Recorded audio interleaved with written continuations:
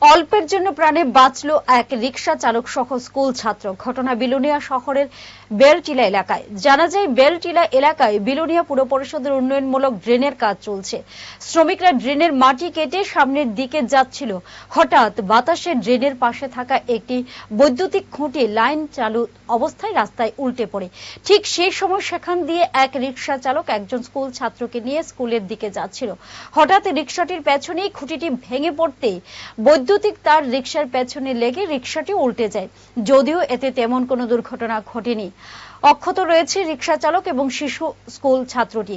এই ঘটনায় এলাকায় চাঞ্চল্যের সৃষ্টি হয়। বিদ্যুৎ দপ্তর দ্রুত ঘটনাস্থলে এসে বৈদ্যুতিক খুঁটিটিকে রাস্তা থেকে সরিয়ে অন্যত্র স্থানান্তর করে রাস্তা পরিষ্কার করে দেয় এবং বিদ্যুৎ চালু করে দেয়। এই ঘটনায় হতচকিত হয়ে পড়ে পথ চলতি মানুষ সহ এলাকার জনগণ। রান্না তো ফষ্টিয়া হচ্ছে, রিক্সা ভাড়া হচ্ছে। ওই ইলেকট্রিক ফষ্টিয়া? হ্যাঁ। ড্রেন তো কাইলে কাটি গেছে।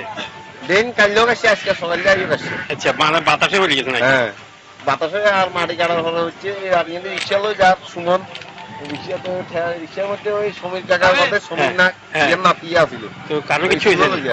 কারো কিছু হয়েছে না? কারণ শর্ট খাইছে তারা। সে বাচ্চাটাও খাইছে আর সুমনও খাইছে। মানে এত তো তার ভিতরে রিজের কথা ফিউজ গেছে মনে লাইনে হয়ে গেছে। আচ্ছা, এমনি কিছু হয় না মোটামুটি? ঠিক আছে, এমনি ঠিক আছে।